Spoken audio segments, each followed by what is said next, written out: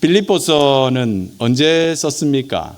사도 바울이 어떤 상황 가운데 있을 때 빌립보를 썼죠? 예, 감옥에 있을 때. 그런데 이 감옥은 우리가 생각하는 그런 지하 감옥은 아니고요. 소위 말해서 가택연금이라고 할 수 있는 상태였다고 말을 하고 있죠. 그리고 그 가택연금 상태에서 사도 바울은 말 그대로 자기가 복음을 전한 사람들에게 편지를 보내서 어쩔 때는 훈계를 하고 어쩔 때는 야단을 치고 어쩔 때는 격려를 하고 칭찬을 하였는데 오늘 빌립보 교회의 성도들은 어떤 성도들입니까? 칭찬을 받았습니다. 내가 너희를 생각할 때마다 너무 좋아서 내가 어쩔 줄 모르겠다. 이 감옥에 갇혀서도 너희 성도를 바라보는 너희 성도를 위해 기도할 때마다 내 마음에 사랑이 샘솟아서 내가 견딜 수가 없다라고 말한 바로 그 교회입니다. 오늘 이 빌립보 교회가 사실 이 삼영도 교회가 되면 좋겠다 그런 생각이 듭니다. 여러분의 교회가 목사님과 함께 그런 누군가가 생각해도 이 삼영도 교회만 생각하면 마음에 기뻐서 정말 멀리서라도 달려오고 싶은 그런 교회다라고 생각이 드는 그런 교회가 되시기를 주님의 이름으로 축복합니다. 사도 바울은 자기가 당한 일이 복음 전파에 굉장한 진전을 이루었다고 말을 합니다. 12절 말씀을 같이 한번 읽어볼까요? 네, 시작. 형제들아, 내가 당한 일이 도리어 복음 전파의 진전이 된 줄을 너희가 알기를 원하노라. 아멘. 왜 감옥에 지도자가 갇혔는데 그게 진전이 되었을까요? 계속해서 13절 14절을 한번 읽어보겠습니다. 시작. 나의 매임이 그리스도 안에서 모든 시위대 안과 그 밖의 모든 사람에게 나타났으니 형제 중 다수가 나의 매임으로 말미암아 주 안에서 신뢰함으로 겁없이 하나님의 말씀을 더욱 담대히 전하게 되었느니라. 아멘. 바울이 복음을 많은 사람들에게 전했습니다. 그러나 그 많은 사람들이 복음을 들었지만 복음에 대한 바울 같은 확신을 가지지는 못했습니다. 그들은 여전히 죽음을 겁내고 있었고 세상에서 많은 것을 잃어버릴까 봐 겁을 내고 있었습니다. 그런데 사도 바울이 감옥에 들어가서도 시위대 안에 있는 많은 군인들과 소위 말해서 고위 관직, 세상에서 많은 것을 누리고 있는 사람들에게 이 땅에 소망을 두지 말고 영원한 나라의 가치를 두고 살아야 된다고 강력하게 이야기하는 것을 보고 이 복음을 바울을 통해서 복음을 들었던 사람들이 감동을 받고 더 말씀의 확신 가운데 차서 이제 그들도 죽음을 두려워하지 않고 복음을 전하게 되었다는 사실입니다. 여러분, 죽음보다 더 강력한 것이 있습니까? 사람 목숨 위협하면 복음에 대해서 내가 믿겠노라고 말할 사람이 몇 사람이나 되겠습니까? 그런데 사도 바울이 감옥에 들어간 것으로 말미암아 그가 지금까지 전했던 그 복음이 진짜라는 사실을 많은 사람들이 이제 보게 되었다는 것입니다. 사랑하는 성도 여러분, 그래서 성도가 당하는 고난은요 결코 손해가 아닙니다. 유익인 줄 믿습니다. 여러분들이 어떤 고난을 당하든지 어떤 어려움이 있든지 그것이 복음 때문에 당하는 것이라면 그것은 복음의 진보가 된다는 말씀입니다. 그래서 어쩔 때는요 우리가 이 고난을 이 복음 때문에 당하는 어려움을 좀 자발적으로 당할 필요가 있다는 것입니다. 그게 바로 전도입니다. 자발적인 고난의 동참, 그게 전도입니다. 전도하면 그 따가운 시선을 정말 우리는 계속해서 받아야 됩니다. 전도하면 어쩔 때는 부끄러움을 당할 때도 있고 심지어는 뭐 소금을 맞을 때도 있고 또 물 한 바가지 쓸 때도 있지 않습니까? 그런 자발적인 고난이 우리의 믿음의 진보를 이루고 또한 우리를 통하여서 많은 사람들에게 믿음의 진보를 이루게 한다는 것입니다. 오늘 저와 여러분 안에도 이런 크고 작은 고난을 두려워하는 것이 아니라 사도 바울처럼 담대하게 이제 복음을 확신하고 나가는 그런 은혜가 있기를 주의 이름으로 축원합니다. 저는 카자흐스탄 선교사였습니다. 제 이름이 뭔지 이제 아십니까? 왜 아시죠? 좀 특이하죠? 다들 물으시는 말이 본명이냐? 선교사가 될 운명이었는지 우리 아버지가 뭐 술 한잔 드시고 지은 이름은 아닌데 학렬을 따라서 짓다 보니까 이름이 이주민입니다. 끊어서 읽지 않고 이주민으로 읽으면 그죠? 이민자, 뭐 한 곳에서 정착하지 못하는 뭐 그런 사람, 어디서 이주해 왔나, 뭐 그런 이야기를 많이 듣습니다. 근데 요즘 인터넷에 제 이름 검색하면요, 이주민 선교밖에 안 나와요. 그래서 얼마나 유명한 이름이 되었는지 모릅니다. 사람이 이름대로 산다고 저는 사직동 교회에서 부목사 생활을 하다가 갑자기 하나님 부르셔서 카자흐스탄으로 이주해서 그렇게 선교사로 살았습니다. 카자흐스탄이 어디 붙었는지 선교본부에서 가라고 할 때 인터넷 찾아보고 알았어요. 가면 목 잘려 죽는 줄 알았습니다. 제가 석사 논문, 선교 석사 논문이 일본 청소년 선교 전략입니다. 그런데 하나님은 그 논문하고는 전혀 상관없는 이슬람 선교를 저를 보내셨어요. 가면 진짜 밖에 나가면 누군가가 복면 쓰고 나타나는 줄 알았어요. 일주일 동안 카자흐스탄 그 아파트에서 아이들과 함께 지내는데 밖에 나오지도 못했습니다. 애들이 배가 아프다고 하니까 약 사러 가야 되겠는데 순교할 각오로 아파트에서 나왔어요. 지금 생각해보면 웃겨요. 왜냐하니까 여기 지금 30년이 넘게 거기서 사신 우리 선교사님도 계신데 정말 뭐 그런 곳에서 그런 이슬람에 대한 지식 수준이 바로 저의 지식 수준이었습니다. 안 무서웠던 게 아니라는 말씀입니다. 두려웠지만 하나님이 가라 하시니까 갔고 한순간도 스트레스와 그 긴장을 풀지 못하는 그런 시간이었지만 그리고 한국에서 들리는 이야기는 우리 동기 목사님들 어느 교회에 이제 담임 목사님으로 가셨다.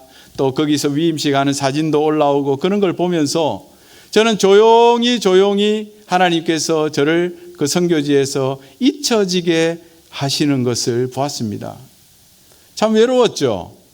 그런데 참 신기한 것은요, 사람들에게는 잊혀지는데 주님은 나를 더 기억해 주시는 증거들을 날마다 보여주셨습니다. 야, 그게 너무 큰 은혜더라고요. 사람들로부터는 제가 잊혀지는데 주님은 나를 더 기억해 주시는 그런 증거들을 날마다 보여주시더라고요. 그래서 선교지에 가니까 주님이 더 가까이 느껴지고 한국에서 느끼지 못했던 그런 주님에 대한 사랑과 은혜와 주님이 정말 나와 가까이 계시는구나, 그걸 하나님이 예수님이 그걸 계속해서 저에게 보여주시더라고요. 그래서 외롭고 힘든 사역이었지만 주님이 함께해 주셔서요, 큰 교회를 세우지는 못했지만 고려인 목사님도 세우고 또 건축도 하고 이슬람 땅에 교회도 건축을 하나 해놓고 그렇게 할 수 있는 은혜를 주셨습니다. 그리고 10년이라는 세월이 지나면서 야, 이제 나도 어느 정도 사역도 열심히 했고 성과도 있고 열매도 있구나, 그런 생각이 드는 찰나에 코로나가 찾아왔습니다. 다 도루묵이 되었어요. 한 40-50명 모은 성도들도 다 흩어져서 다시 10-1명으로 줄어들게 되었고, 우리 현지 목사도 완전히 힘이 빠졌고, 저도 코로나 때문에 죽다 살고, 아내도 이전에 선교 가기 전에 이미 심장부정맥이 있었는데 코로나가 오고 나니까 심장부정맥에 갱년기까지 와가지고요, 그냥 매일매일이 죽는 삶이었습니다. 아내가 내가 지금 유언장 써야 되는 거 아니야, 그런 말들을 할 때마다 뭐 겉으로는 괜찮은 척했지만 하나님 앞에 10년 그렇게 열심히 일했고 고난당했는데 나름대로는 열심히 하고 고생한 것 같은데 끝은 왜 이런가, 그런 생각이 굉장히 많이 들었습니다. 나이도 이제 제가 보기에는 나이가 한 40쯤 돼 보이시죠? 네, 그런데 제가 이제 50이 넘었습니다. 그래서 나이도 이제 50이 넘고 아이들도 이제 커가니까 어떻게 내 길을 다시 찾아야 되나. 지금 이제 이 교회 건축한 것은 그냥 놔두고 또 다른 지역으로 가서 또 개척을 해야 되나, 이런 고민들이 너무나 많은 상황 가운데 어쨌든 안식년을 또 맞이해서 한국에 왔습니다. 그런데 안식년에 왔더니 또 딸아이가 코로나 블루가 와가지고요, 또 학교를 자퇴하게 되고, 야, 이 고난은요, 엎친 데 겹친 대로 오고 그냥 따따블로 저에게 찾아오더라고요. 그러면서 1년 동안 기도하고 울고 기도원에 가서 누가 알아줍니까? 누구에게도 말할 수 없는 그 상황 가운데에서 그냥 하나님 앞에서 울기만 한 겁니다. 아이들은 아빠가 싫다 하고 뭐 어쩔 수 없죠. 그러면 이제 밖에 나가 살아야죠. 그래서 기도원에서 하루에 5,000원 주고 한 달 살고 오고 그랬습니다. 갈 데가 없잖아요.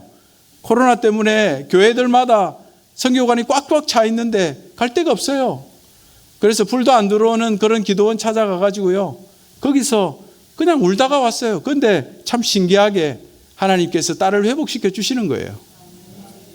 그리고 딸이 힘이 생겨서 검정고시를 치고, 그리고 대학을 들어가고, 그리고 자기 지금 하나님을 찬양하는 아이가 되겠다고요.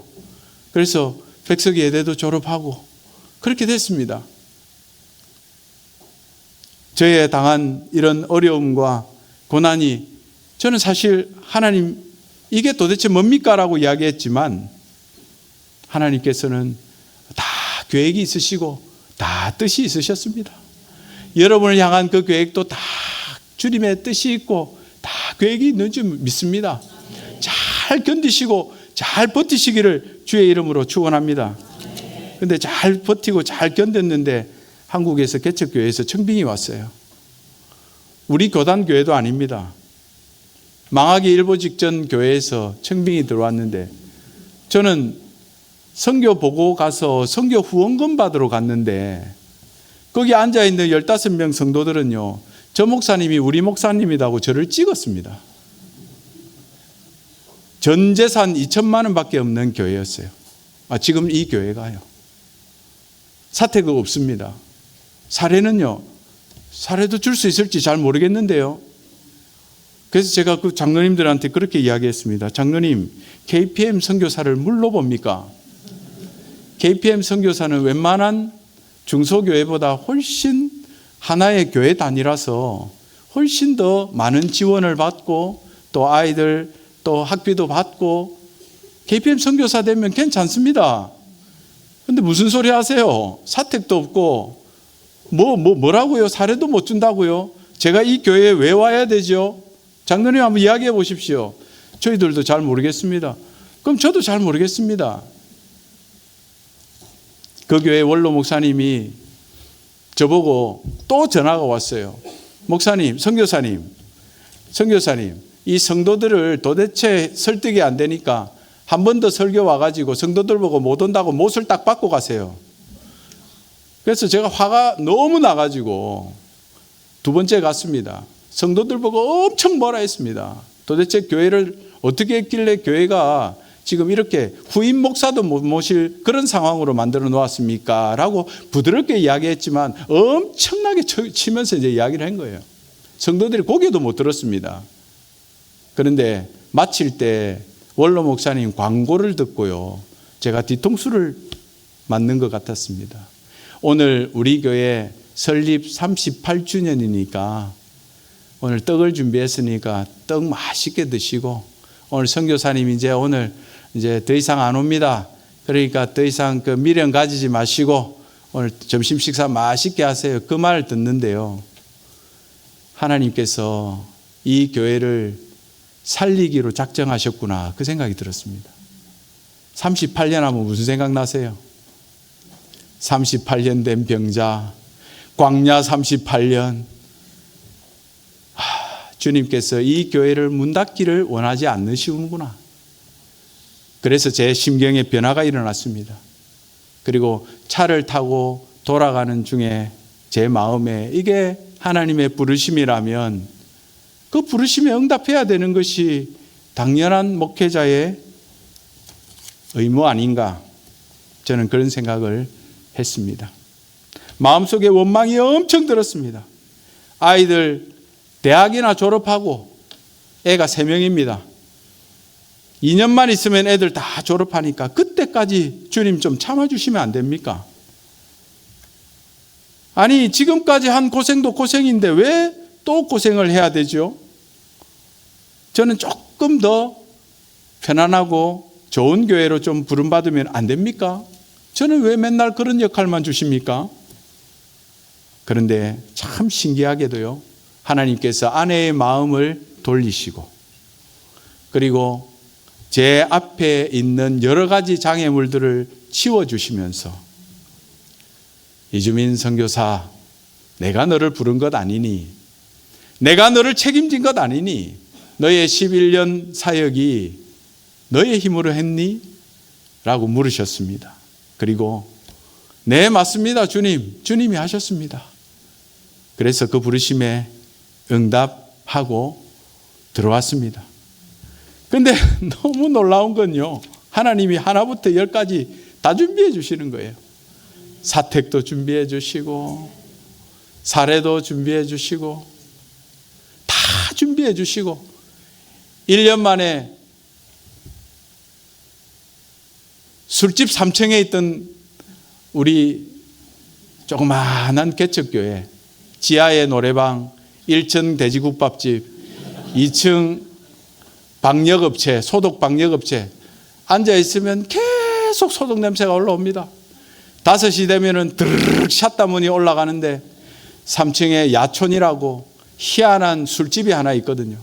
그 샷다문 올라가면 하면 담배 냄새에 술 냄새에 찌들린 냄새가 올라오는 그 3층에서 8개월 기도했는데 하나님께서 새로 공간으로 옮겨주시더라고요.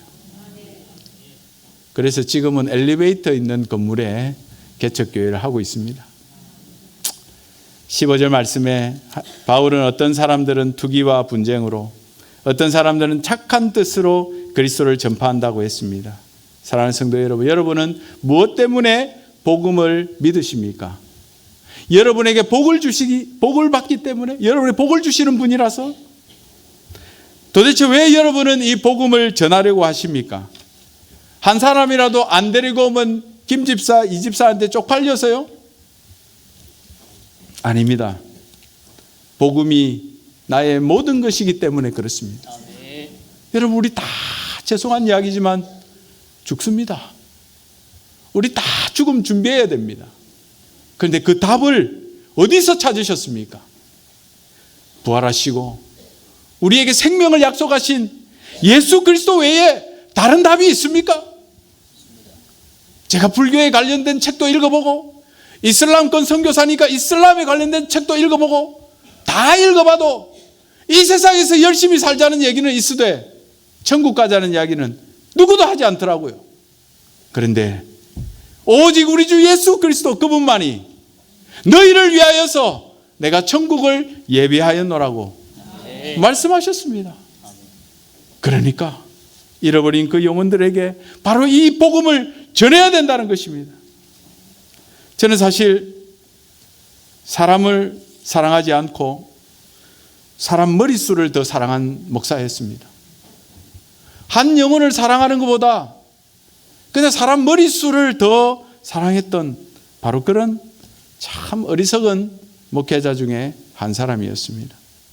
그런데 어느 날 나를 사랑하신 그 주님을 만나고 나니까요, 어떤 사람도 하나님께서 만드실 원석같이 보이더라고요. 여러분, 원석이 무엇인지 아시죠? 보석을 만들기 전에 이 원석은요, 그냥 돌덩어리 같고 자갈 같고 아무것도 아닌 것 같습니다. 그런데 이 원석 안에 숨어져 있는 그 반짝반짝 빛나는 놀라운 가능성을 성령이 임하시면 보게 된다는 것입니다. 우리가 누구에게 전도합니까?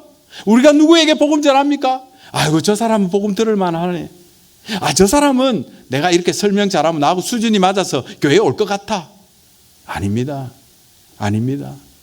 하나님은 원석 같은 사람, 잃어버린 그 영혼을 오늘도 이 영도 지역에 다 준비해 놓으셨어요. 단지 우리가 보는 눈이 없을 뿐이라는 겁니다.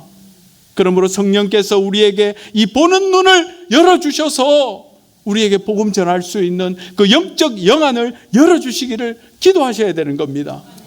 오늘 저와 여러분이 바로 이러한 영안이 열려서 정말 원석 같은 사람, 세상에서 상처받고 아파하고 힘들지만 주님께서 사랑하시는 그 한 사람을 찾아내시게 되는 저와 여러분 되시기를 바랍니다. 여러분 오늘 저는 전도 설교 오려고요 벼락치기 했습니다. 여러분 벼락치기 아시죠? 전도 설교 부탁받았는데 전도했다는 이야기를 해야 될 거 아닙니까? 넌 뭐 했는데? 물어보면 저도 전도했어요. 언제 했는데? 어제 했어요. 그 전도한 거잖아요. 감사하게도 우리 김택주 선교사님께서 카자흐스탄에 오시는 바람에 온천천에서 버스킹 전도도 하고 또 교회 앞에서 또 전도도 하고 얼마나 감사했는지요. 전도할 때 제가 살아나는 걸 느꼈습니다. 여러분 전도할 때 성령이 여러분과 함께 하십니다. 전도하는 그 사람에게 성령이 은혜를 베푸시고 권능도 베푸시고 모든 좋은 것을 베풀어 주십니다. 그게 영혼 구원의 열매입니다. 영혼 구원의 사역에 힘쓰는 교회와 가정과 개인에게 주시는 하나님의 은혜인 줄 믿습니다. 여러분 물론 어렵죠. 힘들죠. 부끄럽습니다. 쉽지 않습니다. 다 아는 사람에게 나의 모든 것을 아는 사람에게 그거 전하는 거 쉽지 않죠. 그러면 어떻게 전도할까요? 전도하는 방법 있습니까? 저도 전도 세미나 수없이 들었습니다. 우리에 계신 목사님, 우리 최 목사님도 아마 전도 설교하면, 전도 세미나 하면 저보다 더 많이 들었을 거예요. 근데요, 방법은 한 가지입니다. 제발, 이 방법밖에 없습니다. 제발. 오늘 18절 말씀에 사도 바울은 이렇게 이야기합니다. 우리 같이 한번 읽어볼까요? 그러면 무엇이냐? 거칠애로 하나 참으로 하나 무슨 방도로 하든지 전파되는 것은 그리스도니 이로써 나는 기뻐하고 또한 기뻐하리라. 아멘. 전도 잘하시는 분들 이야기 들어보니까요, 그냥 끊임없이 전도하시고 계속 전도하시고 될 때까지 전도하시고 올 때까지 전도하시더라고요. 그 방법밖에 다른 게 없습니다. 혹시나 나 너 때문에 교회 못 가겠다 하면 미안하다, 잘못했다, 나 때문에 교회 오지 말고 예수님 때문에 교회 오면 좋겠다, 미안하다. 그게 다른 방법이 없습니다. 그게 방법입니다. 지금 한국 교회가 망했습니다. 좀 죄송한 이야기로 망했습니다. 사람들이 교회에 대한 혐오 지수가 최고조입니다. 젊은이들은 교회를 아예 무시합니다. 아예 이제는 반응도 안 합니다. 그런 시대가 되었습니다.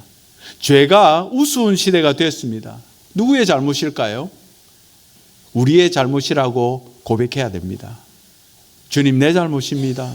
그렇게 고백하셔야 됩니다. 그게 주님의 긍휼을 받는 그러한 일입니다. 우리가 그게 주님의 긍휼을 받을 수 있는 길입니다. 내가 잘못 살아서, 내가 그리스도의 형상을 더 아름답게 담지 못해서 이 세상이 이렇게 되었습니다 라고 고백하셔야 됩니다. 그래야 세상이 우리를 보고 다시 한번 희망을 가지게 될 것입니다. 교회가 영적으로, 도덕적으로, 지적으로 세상을 썩지 않게 만들어야 되는 소금인데 소금이 맛을 잃어버렸습니다. 세상과 우리 교회의 수준이 비슷해졌습니다.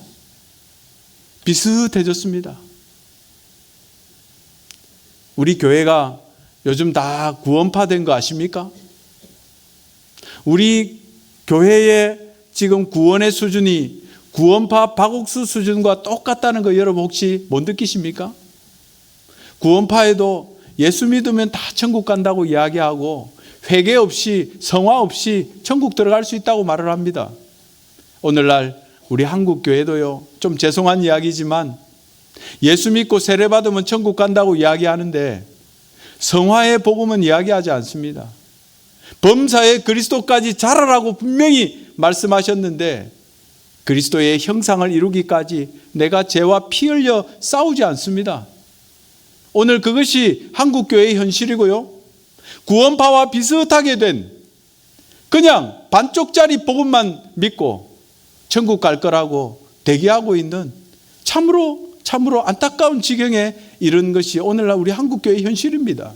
사랑하는 성도 여러분, 주님께서 많은 비유로 천국 백성에 대해서 말씀하신 것 다 믿는 자들을 대하여서 말씀하신 것입니다. 양과 염소 비유, 좋은 고기와 못된 고기의 비유, 열처녀 비유, 모든 것이 교회 안에 있는 성도들을 대상으로 한 말씀입니다. 우리는요, 우리 스스로 교회 안에 한 50%는 천국 못 갈 거라고 각오를 해야 됩니다.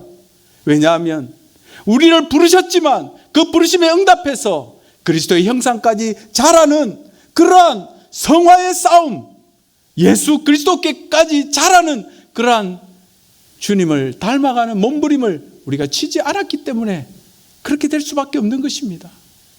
그러므로 우리가 다시 어디서 우리의 사랑이 떨어졌는지를 생각해보고 주님 앞으로 나아가야 될 줄 믿습니다. 우리는 과연 빛과 소금으로서 세상에서 존경을 받고 있습니까?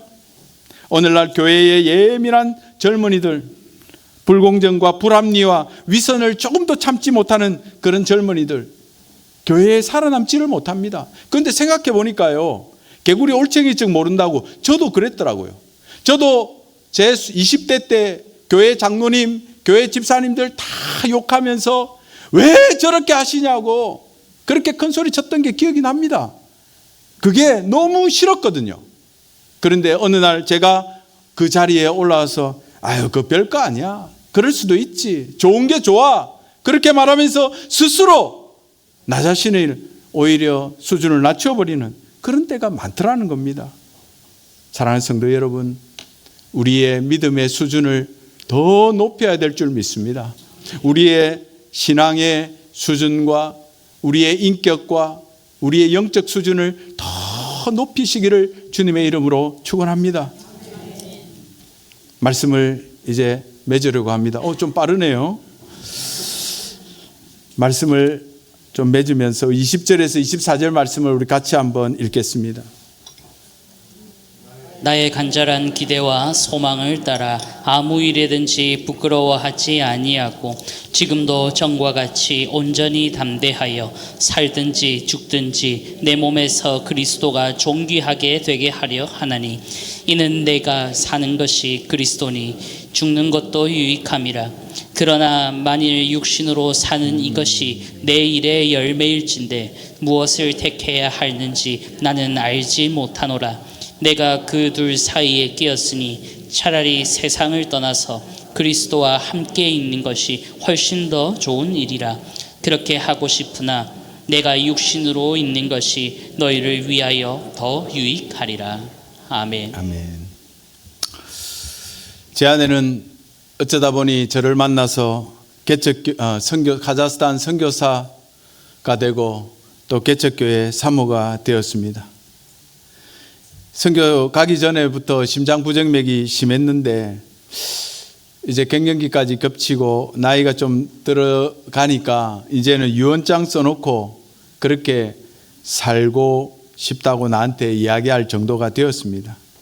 그런데 제 아내가 저보다 정말 참 독한 사람이거든요. 그래서 지금 카자흐스탄에서 하던 그 사역 그대로 다 하고 있습니다. 카자흐스탄에서 교수 사역을 했는데 여기서도 하나님께서 또 교수로 불러주셔서 외국인 학생들 가르치고 금요일 날에는 가정교회 한다고 밥하고 어질어질 한다고 나보고 당근 썰으라고 해놓고 또 앉아있다가 또 밥하고 토요일에 교회 앞에서 전도하고 꽃꽂이하고 청소하고 수도 없는 일들을 개척교회 사모로서 혼자 다 합니다. 야, 내 아내가 개척교회 목사가 되고 내가 사모가 됐었어야 됩니다. 그래야 지금 빨리 부흥을 할 건데 저도 카자흐스탄에서 흙먼지 먹어가면서 새벽기도 가다가 경찰한테 잡혀서 수갑도 차봤습니다. 그리고 한국에 올 때 내가 카자흐스탄에서 하던 이 열정으로 한국에서 하면 뭐 몇 개월 안에 교회 부흥되고 그 개척교회 몇 개 더 하겠다 이렇게 생각했는데 택도 아닌 소리였습니다. 카자흐스탄에서는 제법 병도 고치고 안수하면 귀신도 나가고 그랬는데 여기 오니까 안 통해요. 사람들이 얼마나 완악한지 안수해도 눈만 뻗떡뻗떡 뜨고 있습니다. 병은 낫기는 그냥 감기도 안 낫습니다. 이제는 효과가 없는지 우리 개척교회 성도들이 나한테 머리도 내밀지도 않습니다.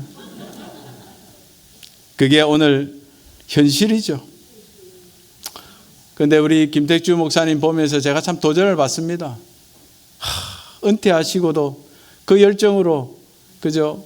좀 죄송한 이야기지만 김택주 목사님 사모님은 지금 한국에 와서 이러는 거 되게 싫어하십니다. 무슨 이 연세에 버스킹하러 스피커를 들고 지하철을 타고 온천천으로 어디로 부산을 돌아다니냐. 이제 좀 그만하세요. 우리 사모님 너무 귀한 분이거든요.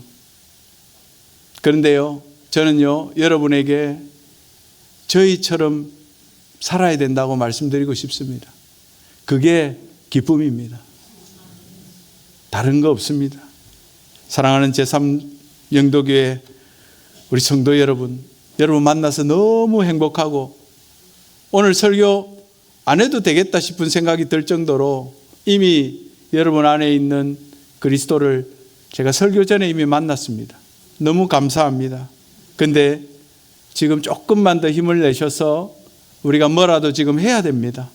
그래서 제가 기도 중에 뭐라도 합시다라고 설교 제목을 정한 겁니다. 여러분, 뭐라도 지금 해야 됩니다. 나는 나이가 많다. 여러분, 나이 들 시간도 없습니다. 주님이 언제 오실지 몰라요. 사랑하는 성도 여러분, 아프지도 마십시오. 지금 아플 새가 어디 있습니까? 지금 큰일 났습니다. 복음을 위해서 더 사셔야 되고요. 여러분, 죽지도 마십시오. 오늘 사도 바울이 내가 사는 것이 더 유익하다고 말씀하셨지 않습니까? 우리 나이 많으신 어르신, 저희 어머니가 91세시거든요. 지금도 저를 위해서 기도하십니다. 그래서 제가 어머니 보고 그랬어요. 제가 은퇴할 때까지 돌아가시지 마세요. 누가 나를 위해서 저렇게 절절하게 기도하겠어요?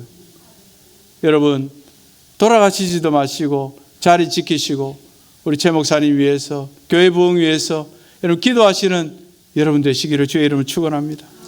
그래서 참으로 이 교회가 주님 오실 때까지 보존되고, 이 삼영도교회가 하나님의 기쁨이 되고, 사도 바울이 고백한 것처럼 너희를 생각할 때마다 내 마음에 너무 기뻐서 어쩔 줄을 모르겠다라고 주님이 말씀하시는 바로 그 교회가 되시기를 주님의 이름으로 축원합니다. 기도하겠습니다. 하나님 아버지, 감사합니다. 종이 두서없이 말씀을 전했습니다. 하나님, 들어야 될 것 다 듣게 해 주시고 새겨야 될 것 다 새기게 해 주셔서 오늘 이 말씀이 이 삼영도교회의 역사하여서 주님의 뜻을 이루어 주옵소서. 감사하고 우리 주 예수 그리스도의 이름으로 기도합니다. 아멘.